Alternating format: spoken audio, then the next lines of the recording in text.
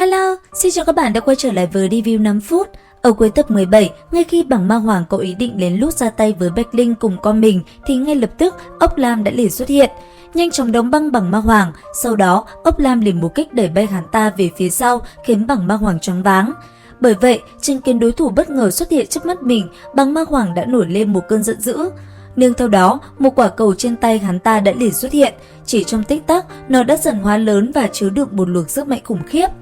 Sau đó, từ trên tay bảng ma hoàng, quả cầu kia đã ngay lập tức phóng ra, hướng thẳng về phía ốc lam và công kích. Và rất nhanh, để đỡ lại một đòn này, ốc lam đã liền thi triển ra một tầng phòng ngự vững chãi. Trong khoảnh khắc va chạm, quả cầu kia liền nổ tung. Bởi vậy, nó liền khiến nơi đây rung động kịch liệt. Chưa hết, sau tình huống đó, ốc lam và bảng ma hoàng đã liền lao về phía đối phương công kích. Còn Bạch Linh và con mình, ba người cũng liền chạy trốn khỏi nơi này. Thế nhưng, đang trong lúc ba người phi hành thì đột nhiên một chuyện phát sinh. Từ trên không trung, một con đại bàng khổng lồ mang theo tốc độ kinh người đã liền lao thẳng về phía ba người công kích. Trong khoảnh khắc đó, tầng phòng ngự kia vỡ vụn, một vụ nổ cũng ầm ầm bạo phát. Ở phía trên, chứng kiến cảnh tượng này, Tần Vũ giật mình kinh hãi. Tuy nhiên rất nhanh, Tần Vũ rốt cuộc cũng cứu được ba mẹ con Bạch Linh, sau đó anh ấy cũng liền lao tới chiến đấu với đối thủ của mình. Lúc này đây, cuộc chiến có thể nói là hết sức quyết liệt, giữa không trung, công kích của địch nhân cũng không ngừng lao tới người ba huynh đệ Tần Vũ. Bởi vậy, ba người đã phải thay phiên nhau chống đỡ và giao chiến cùng đám người này. Trong không trung, công kích cứ thế đánh ra để mạnh mẽ.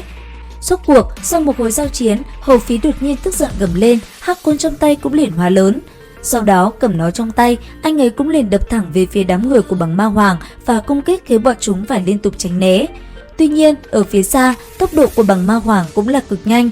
Bởi vậy, hắn ta đã thoát ra được khỏi cung kích của ốc lam và tấn công Tần Vũ. Có thể nói, Tần Vũ lúc này đã phải dùng ra toàn lực. Nương theo đó, trên tay anh ấy, một đòn phá không chỉ đã ngay lập tức được tung ra. Trong khoảnh khắc công kích đánh tới, một vụ nổ đã ầm ầm bạo phát làm nơi đây rung động kịch liệt. Từng luồng kinh khí mạnh mẽ cũng liền lan ra.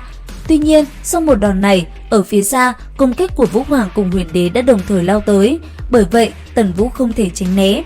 Trong khoảnh khắc va chạm, đòn công kích kia đã liền đánh trúng cơ thể Tần Vũ, khiến anh ấy bị thương nghiêm trọng. Thế nhưng ở phía xa, ốc lam chứng kiến Tần Vũ bị trọng thương, ngay lập tức quyền cước trong tay ông đã liền tung ra. Chỉ trong tích tắc, nó đã liền phóng thẳng về phía trước và đánh trúng người Vũ Hoàng, khiến hắn ta bị chấn bay ngược về phía sau, thân thể cũng liền đập vào vách núi tạo nên chấn động kịch liệt. Thật may, sau một đòn đó, hắn ta vẫn còn sống. Có thể nói, cuộc chiến lúc này diễn ra hết sức căng thẳng và gay cấn. Trong không trung, công kích giữa hai bên không ngừng va chạm. Cầm trường tên trong tay, Hắc Vũ cùng bảng ma hoàng giao chiến vô cùng kịch liệt, những tiếng len keng vang lên không ngớt. Mỗi lần tách ra, hai người lại lấy tốc độ kinh người lao về phía đối phương công kích. Cứ thế, từng luồng kinh khí cũng không ngừng lan ra. Ở bên cạnh, hắc côn trong tay Hầu Phí cũng huy vũ, anh ấy cùng Lưu Đồ cũng không ngừng va chạm, cuộc chiến là vô cùng cân sức. Tới cuối cùng, sau một hồi giao chiến, Hầu Phí đột nhiên gầm lên, một ư ảnh chân thân khổng lồ cũng liền xuất hiện. Sau đó, hắc côn khổng lồ liền huyễn hóa thành rất nhiều đạo tàn ảnh, liền lao thẳng về phía Lưu Đồ và công kích hắn mạnh mẽ. Còn Tần Vũ, cuộc chiến của anh ấy với Vũ Hoàng và Huyền Đế cũng đang diễn ra hết sức căng thẳng. Mặc dù Vũ Hoàng trọng thương, thế nhưng vẫn rất mạnh. Thế nhưng cuối cùng, Tần Vũ cũng tìm ra được cơ hội kết liễu đối thủ. Nên theo đó, ngưng tụ lực lượng mạnh mẽ, một đòn phá không chỉ cũng liền đánh ra. Chỉ trong tích tắc, một luồng ánh sáng đã liền phóng thẳng tới người Vũ Hoàng và xuyên qua cơ thể của hắn. Lúc này, Vũ Hoàng cơ thể yếu ớt, dường như sinh mệnh của hắn đã dần đạt tới cực hạn. Chứng kiến chuyện này, mọi người kinh ngạc. Còn bảng ma hoàng, hắn ta tức giận vô cùng. Bởi vậy giờ đây, hắn ta cũng đã toàn lực công kích. Một quyền mang theo sức mạnh khủng bố, hắn ta liền nhằm thẳng về phía Tần Vũ và công kích anh ấy. Và liệu rằng cuộc chiến này kết cục sẽ như thế nào? Theo dõi kênh để biết thêm chi tiết nha.